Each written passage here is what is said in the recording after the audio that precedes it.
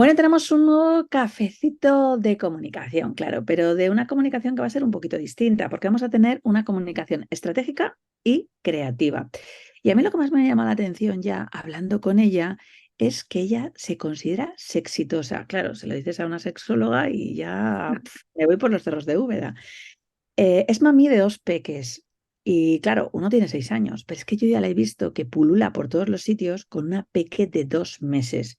Y eso significa que no se acobarda absolutamente por nada, porque si habéis estado alguna vez en maternidad, y yo tengo tres, llevarte un peque de 2 meses a cualquier sitio, eso es para tener una fortaleza tremenda y una resiliencia bastante más alta.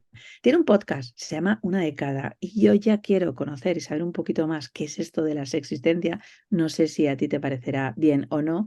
Ana Rusell, muy buenas. ¿Qué tal, Rosa? Buenos días y gracias por... ¿Cómo puede hacer una tanto? ¿No? Porque algunos te estarán diciendo, pero que estás en el posparto, para. Es que qué difícil es parar cuando sientes que tienes que moverte, ¿no? Yo no lo veo como una cosa súper positiva, sino simplemente me dejo llevar por lo que siento que tengo que hacer. Entonces, para mí lo ideal, ¿no? Es en un momento tan delicado como este, es Ujú. escucharse mucho a una misma y hacer lo que uno siente que tiene que hacer. Simplemente eso. ¿Y cómo has conseguido escucharte a ti y no escuchar todas las voces de tu alrededor? Que yo me imagino que más de una ha habido. Sea, no sé si es una de cada, pero muchas voces habrán existido por la cabeza diciendo que tienes un hijo de 6 años, cómo vas a llevarte a cualquier sitio, a jornadas, a congresos y demás, a un peque tan peque, que tienes que descansar, que si la teta, ¿no? Me imagino que habrás escuchado muchas voces. ¿Cómo has sido capaz de callar esas voces? Porque en el emprendimiento las voces salen como setas y cuando uno considera que tiene derecho a poder aconsejar al otro, todavía muchísimo más. Pues precisamente eso, ¿no? Entendiendo que cada persona te dice lo que te dice desde sus miedos, desde su experiencia y desde lo que ellos harían. Y eso no va contigo. Entonces puedes escucharlo. Haber tenido uno antes también ayuda, ¿no? Porque la leche ya me le pegué entonces. Pero no escuchando, básicamente. Escuchando lo que te interesa, ¿no? Y es como ir cambiando y sintonizando canales diferentes constantemente. Pues entiendo que cada uno dice lo que dice porque te quiere proteger, pero por eso es muy importante haber hecho esa parte de trabajo personal, conocerte muy bien, saber qué es lo que necesitas para realmente conectar, estar muy conectada con lo que es tu persona, tu núcleo familiar y alimentarlo de lo que sientes que necesitas en ese momento. A mí hacer todo esto ahora me está dando la vida. No me imagino encerrada en casa todos los días, cuidando, maternando, ¿no? En un inicio sí lo sentí así con el primero. Me encerré muchísimo en mí misma, sentía que las emociones me desbordaban y era todo como un poco too much, ¿no? Pero lo viví y lo recuerdo muy guay. Pero ahora siento que necesito otras cosas y que este peque ha venido a mi vida, ¿no? A aportarme pues eso que necesito ahora mismo. Entonces, pues al final dando el pecho es muy sencillo porque allá donde voy yo está él y sintiéndote tranquila y no ligada a nada. Pues si estás en una charla y por lo que sea se pone un poco más nervioso de la cuenta, pues te levantas y te sales y ya está. No hay más problema que eso. Al cine no me he atrevido a ir de momento. Bueno, creas, yo empecé con el peque, con el más peque de los que tengo a los 9 meses y mi hijo ha estado viendo películas desde los 9 meses en cine, que la gente decía que estaba loca, pero tú ahora le pones una película de Star Wars de 2 horas y media, el tío tiene 8 años y se las ha visto desde hace 3 añitos sin pestañear y le encanta el cine, ¿no? También al final es cómo te haces en la familia y en el entorno en el que tú estés creciendo. ¿Cuándo empezaste a emprender, Ana? Pues realmente yo creo que es, o sea, no lo vivo o no lo siento como tal, sino yo creo que es algo que me ha acompañado siempre, ¿no? Hoy justamente se publicaba un episodio en el que hablábamos del término multipotencial y Ujú. esta palabra la descubrí hace poco, pero es que en el fondo es la pegatina que necesitaba, si es que necesitamos alguna pegatina, ¿no? O alguna cosa de estas, para entender cómo funcionaba. Entonces, mi mente podrías entenderla como dispersa o como muy dispar porque siente placer por hacer muchas cosas diferentes y muchas al mismo tiempo. Entonces, no es que esté mal, simplemente es que funcionas así. Entonces, siempre he tenido muchos proyectos en paralelo y para mí es algo como normal.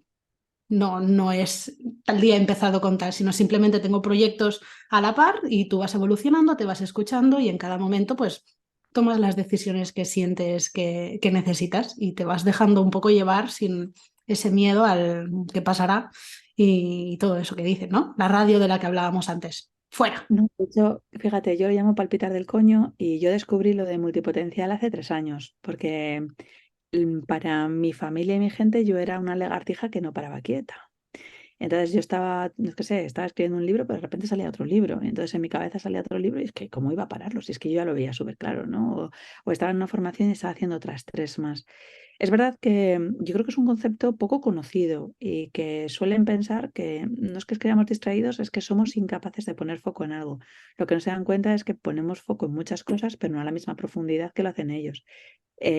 Investigué más sobre ello, sobre la multipotencialidad, y entendí un tipo de inteligencia que no sé si has leído el libro, pero te lo recomiendo, se llama Amplitud, eh, range escrito en inglés, que habla un poco de ese tipo de inteligencia, ¿no? Gente que somos capaces de poder saber mucho de muchas poquitas cosas, pero no con mucha intensidad, ¿no? Entonces, eso nos permite hacer conexiones neuronales donde otros no las ven. Entonces, en mi caso, por ejemplo, al haber estudiado medicina y sexología y luego haber sido closer o psicoterapeuta, ha hecho que las pequeñas cosas que sé de cada cosa haya permitido que cuando veo a alguien y mentorizo a alguien para un proyecto, yo veo más allá desde donde no están viendo. Entonces, es muy interesante, aunque siempre te han dicho que tienes que terminar una cosa. Yo no sabía nunca por qué no terminaba un libro, porque para mí ya me había aportado lo suficiente y es que ya no necesitaba saber más. Es que tampoco me hacía falta terminar el libro, ¿no? Porque como ya me había aportado lo que me tenía que aportar el libro, y es verdad que eso cae poco. O sea, se conoce muy poquito. Ya es ahora cuando lo descubras, vas a ver que siempre ha sido así y que es una pasada. Porque nada, esa etiqueta es como que la llevas con gusto. No, no, es que no soy una despistada, ¿no? Es que soy una multipotencial. O sea, mi inteligencia es de amplitud. No, no estoy en la misma línea. ¿A qué te dedicas exactamente, Ana, cuando dices que haces muchos proyectos? Pues mira, yo llevo 11 años trabajando en Decathlon, en un centro logístico, Ujú. que así a priori, ¿no? Yo estudié comunicación audiovisual, me dediqué al periodismo deportivo durante unos años en los que medio subsistí como becaria y esas historias que se alargan en el tiempo y no conseguí en ese momento dedicarme a lo que yo creía que quería que fuera mi profesión, ¿no? Que era algo relacionado con la comunicación. Estoy hablando de 2013, algo así, ¿no? Esa época turbulenta.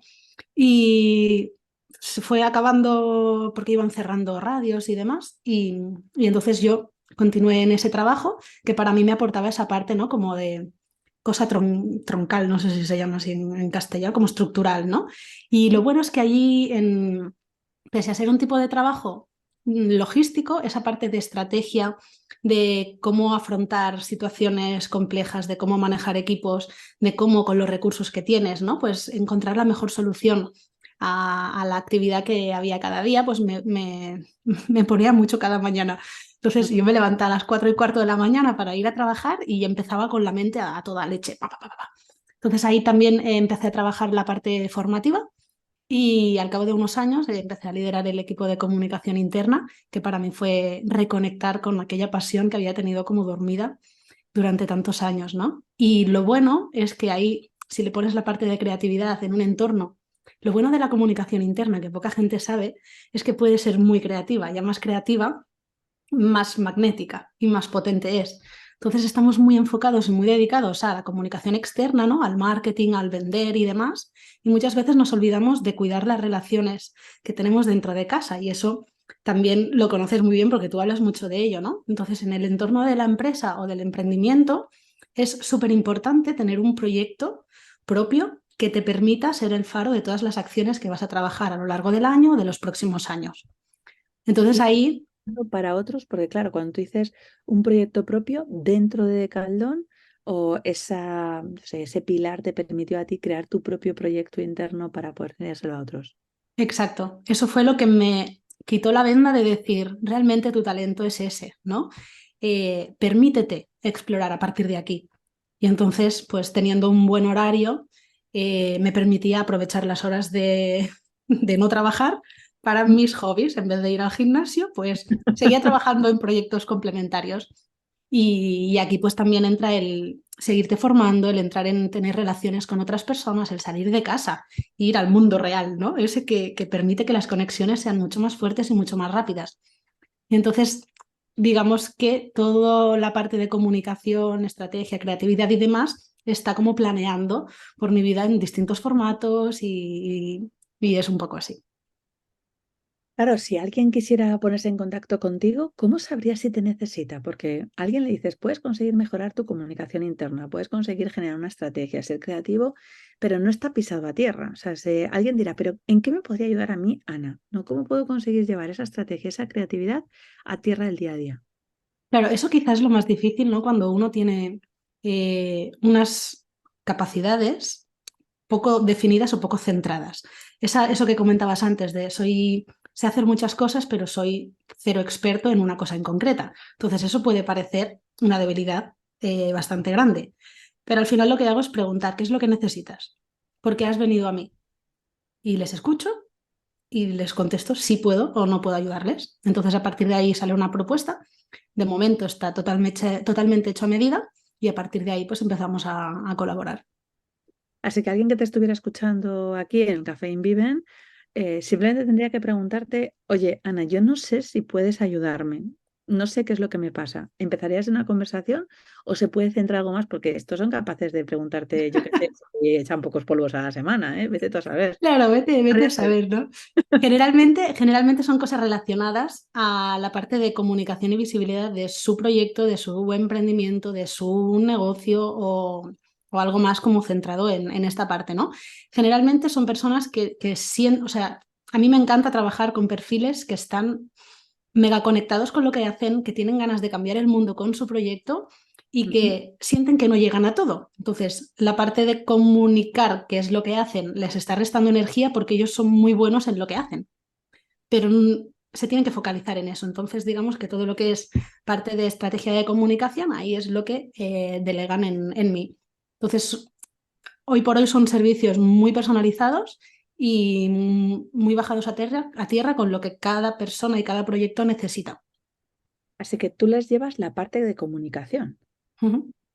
Oye, ¿y qué es lo que sucede? Porque claro, alguien que es experta como tú, periodista y demás, la comunicación la hará muy bien, pero imagínate que esa persona tiene que ir a unas jornadas, a un evento, le llaman a un podcast para darle esa visibilización y de repente no sabe comunicar.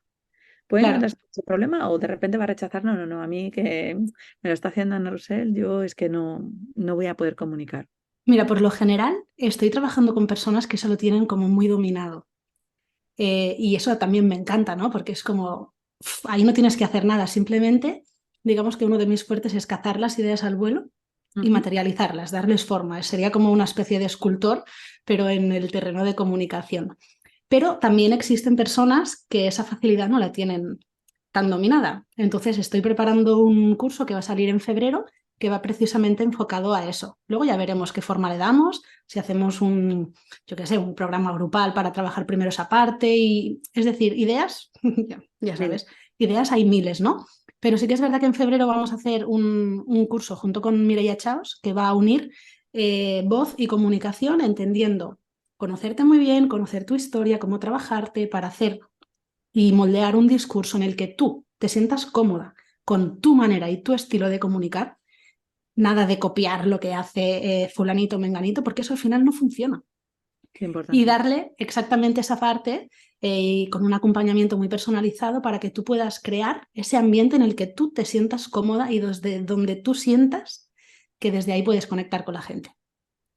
Fíjate que es que hablaste que cada uno tiene su fórmula y yo me acuerdo que cuando yo empecé en esto de los vídeos, yo comunicaba, hacía mogollón de conferencias y me habían llevado a la radio, pero odiaba lo de las redes sociales, porque de repente mis hijos que veían los youtubers y demás y empezaban, mamá, tú lo único que tienes que conseguir es decir, y si quieres tener más información, sígueme aquí, da la campanita. Y yo decía, buah, yo ahí no me veo haciéndolo absolutamente nunca, ¿no? Y fueron ellos los que me empujaron siendo muy pequeños. Porque claro, Fíjate. el pequeño me decía, era graciosísimo, escuchaba al pequeño con 2 años y pico, empezaba, decía, y si te gusta, da el like y entonces da la campana. Y yo decía, madre mía, tiene 2 años y me está dando lecciones.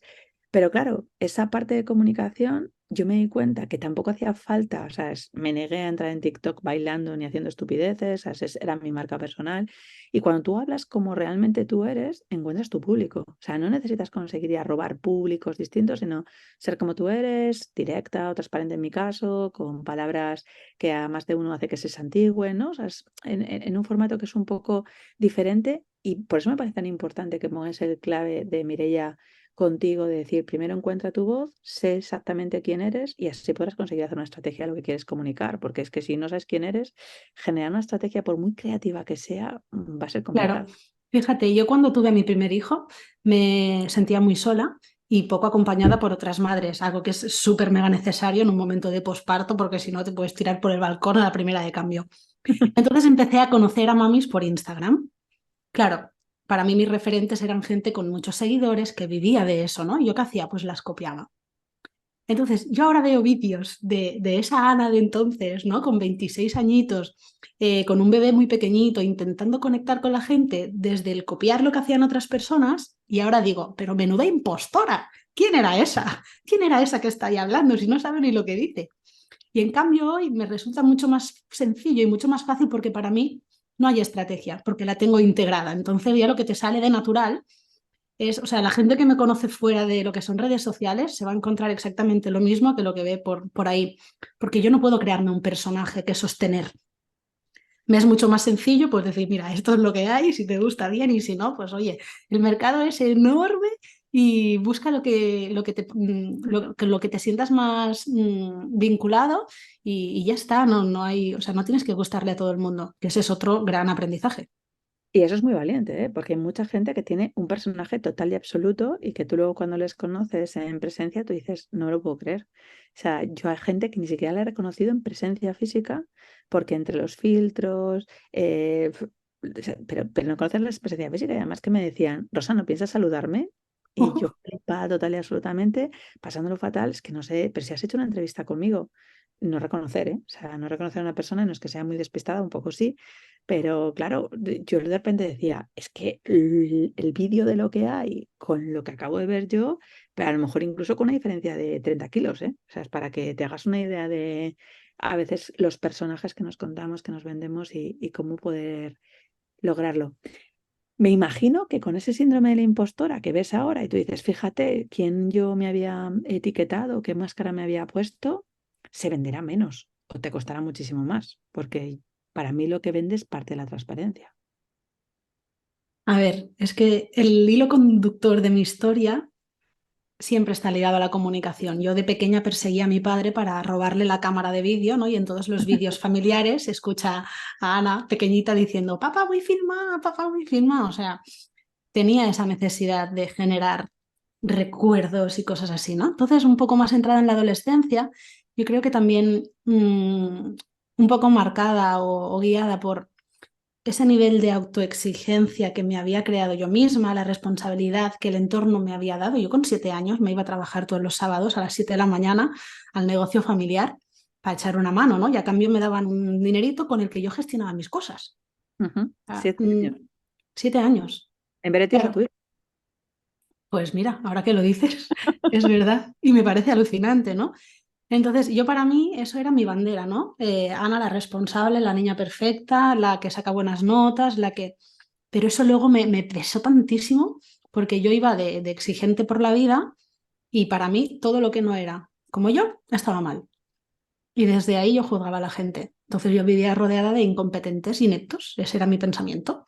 Entonces yo decía que sola estoy en el mundo, que injusta es esta vida, que estoy sola, pero estaba sola porque no conseguía conectar con la gente, porque desde ese perfeccionismo no había discurso que casara con nadie. Y me duró muchos años eso. Y ese fue el gran palo que me llevé yo en mi vida, en el que, pues, empezado ya este trabajo que te comentaba y demás, pues me esforzaba y me esforzaba y me esforzaba y me esforzaba, pero es que no había manera. O sea, la gente no me sentía querida por mi entorno no cercano, digamos. Y eso Ujú. es duro de gestionar porque gastas una energía enorme y no te recompensan nada.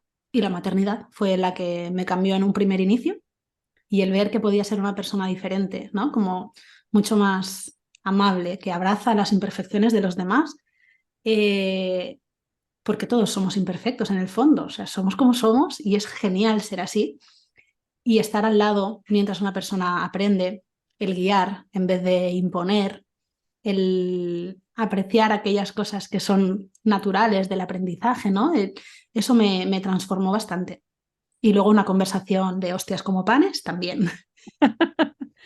Esas siempre son necesarias, ¿eh? Sobre todo cuando, no sé, respetas posiblemente a la persona que te lo está contando y que sabes que está buscando que tú abras los ojos para poder conseguir tu máximo bien tú misma, ¿no? Porque la otra persona no va a poder conseguirlo. Pero esas no suelen ser muy frecuentes, ¿eh? O sea, no suelen aparecer por la vuelta de la esquina. No. Y le estoy muy agradecida a la persona que lo hizo.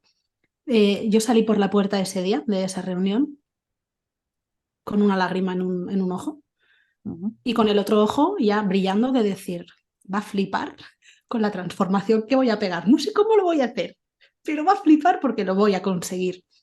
Entonces, Y ¿esa transformación se incitó por lo que te dijo alguien o porque tú asumiste que no ibas a demostrar nada, sino que ibas a ser realmente tú?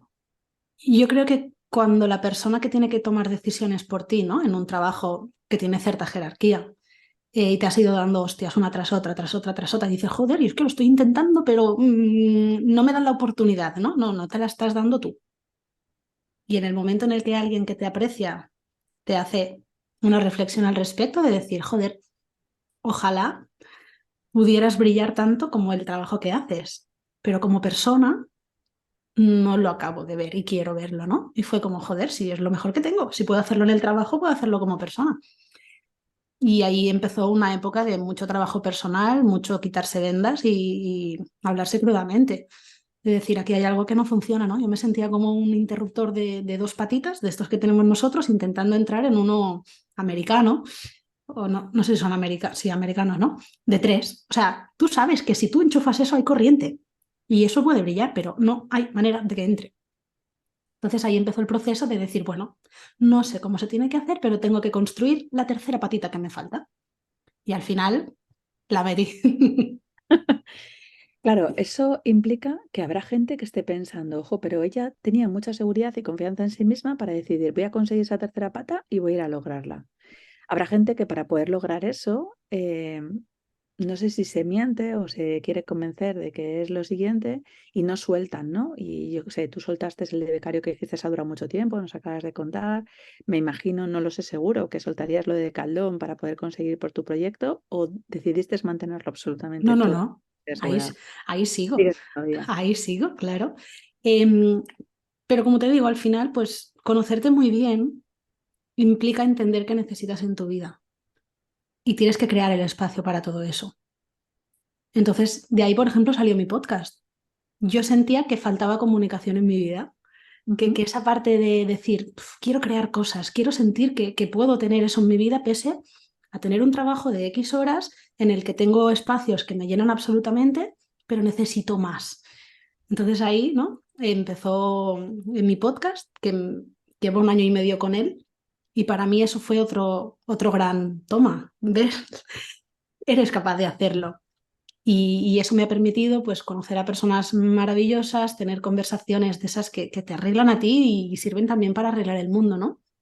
Y es un pequeño espacio en el que pues, tú pones las normas y lo utilizas para lo que más te convenga en ese momento. Y al final es crecer, crecer de la mano con otras personas y crear espacios donde se pueda hablar de lo que muchas veces en otros sitios no tienes con quién hacerlo. Totalmente, porque además los espacios no son fáciles. Antes hablabas de la maternidad y te encuentras muy sola y además decir que te encuentras sola en una maternidad está como mal visto, ¿no? Como si ya lo tienes todo, tienes a tu bebé, pero yo recuerdo que con el primero, o sea, me pasó un poco como a ti, ¿eh? Solo necesitas el tercero. Con el primero, no es que me encerrase, porque no estoy mucho encerrada, pero los 3 primeros meses, 4 meses, pensaba que me tocaba hacer justamente lo que los demás me habían hecho y yo buscaba que alguien, por favor, viniera con una conversación que no fuera el guau o el gugu, o sea, que me dieran otra opción, ¿eh? Con el segundo, no. Con el segundo estaba presentando un máster con un niño de 5 días y era la directora de un máster y entonces me saqué la teta mientras hablaba el rector, o sea, porque yo tenía que estar encima del espectáculo y mi hijo me acompañó y fue muy gracioso porque además nos hemos encontrado este fin de semana pasado con él y me decía, este es el de la teta, chaval, han pasado 10 años. Y entonces, claro, él decía, madre mía, cómo pasa el tiempo, ¿no? O sea, pues un poco en esas locuras. ¿Qué crees que va a pasar en ese crecimiento con Ana dentro de 6 meses o un año? Estabas hablando ahora de ese estar presentando ese máster con el niño en la teta, ¿no? Yo pensaba, claro, tío, si es que eso es ser una persona exitosa, ¿no? Eso es hacer lo que sientes que tienes que hacer sin miedo al que dirán, porque desde ahí no hay nada que esté mal. Ujú. Y ese concepto vino a mi vida para cambiarla radicalmente, ¿no? Y como ese empoderamiento que necesitas para ser consciente de que todo lo que tienes está bien. Juégalo a tu favor. Entonces, ¿dónde voy a estar dentro de 6 meses? No tengo ni idea, pero espero que haciendo cosas, como dices tú, que me follen la mente, ¿no? Para mojar las bragas. Eso es lo que yo quiero hacer cada día de mi vida. La forma que tenga, no lo sé, porque además, viendo un poco cómo soy y entendiendo cómo soy, sé que van a ser cosas totalmente cambiantes. Y yo pensaba que necesitaba, ¿no? Seguridad, estabilidad, que las cosas cada día fueran iguales y realmente es todo lo contrario. Eso Ahí lo es donde necesitan yo soy otros. más feliz. Claro, eso lo necesitan otros y no pueden entender que nosotros nos podamos aburrir justamente con eso, ¿no? Yo siempre les digo, en mi casa siempre dicen, ¿cuándo vas a parar? Y le digo, el día que esté muerta. Así que si queréis verme parar, pues oye, ir pensando exactamente cómo matarme, ¿no? Y ellos dicen, ya, pero hija, es que ya tienes una edad, acabas de cumplir 45. Digo, pues si el coronel. ¿Y De cómo estás con 45, Rosa? Porque yo les tengo unas ganas a los 40. ¿Cuántos tienes ahora? 33. Te queda todavía mucho. Eres una niña, que dice el otro. Pues fíjate, a mí me dio mucha madurez llegar a los 39. Muchísima.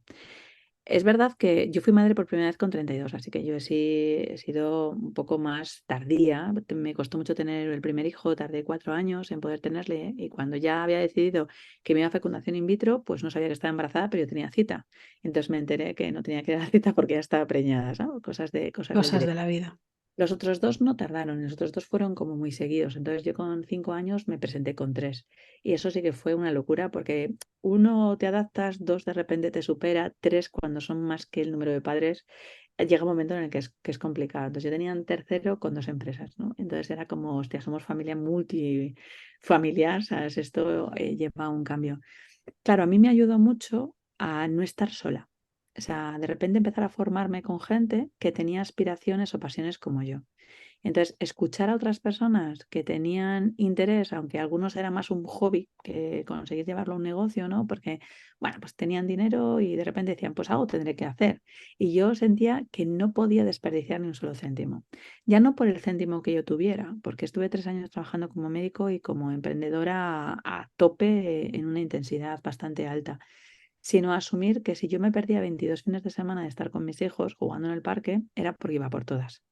Entonces, eso a mí me llegó a los 39 años. O sea, yo llevaba emprendiendo desde los 28, 29 años, recibiendo hostias como panes, o sea, aprendiendo a fallo de error. Nunca entendí que alguien pudiera conseguir enseñarte. En el momento en que entendí que había formaciones y que había mentores, de repente para mí se abrió un mundo de poder correr mucho más. Y para mí ese fue el gran cambio. A los 39 años, yo me acuerdo que estaba en la formación del Máster de Emprendedores de Sergio Fernández, Instituto de Pensamiento Positivo, y Fabián González de repente nos dijo, sois 33 personas, pero solo va a conseguir uno o dos. Y entonces yo me volví a mis compañeros sin conocerles y le dije, chicos, luchad por la segunda plaza porque la primera es mía. Claro, ellos lo vieron un poco soberbio, luego entendieron cómo yo era, ¿no? Que yo soy un enneagrama muy super 8 y demás, pero lo tenía claro y me decían, Rosa, pero no te vienes de copas y nos vamos a una discoteca y demás. Y yo les decía, no, porque me tengo que levantar a las 5 de la mañana y yo cuando vuelva sigo trabajando y tengo a 3 hijos en mi casa, el pequeño de 1 año y medio. Entonces no estoy para poder irme de copas. Esa época en mi vida yo ya me lo viví todo, yo ya me lo bailé todo, o sea, yo ya hice eso cuando era mucho más jovencita. Y ahora, pues a mí lo que me fue a la cabeza es tener conversaciones con gente que te da un campo de mira más amplio. Entonces, claro, nunca me imaginé que con 42 años mi marido se jubilase, ¿sabes? Se retirase, se dedicase al proyecto. Nos lo pensamos con 50, lo bajamos a 45, lo pensamos en 42. Entonces, ahora mismo tengo la situación de poder hacer lo que quiero, cuando quiero y con quien quiero. Y eso para mí es la hostia. Porque no tengo que dar explicaciones de si tenerme que ir con mis hijos a Sri Lanka o irme a Japón o, yo qué sé, poder conseguir estar una semana pendiente de su cuidado.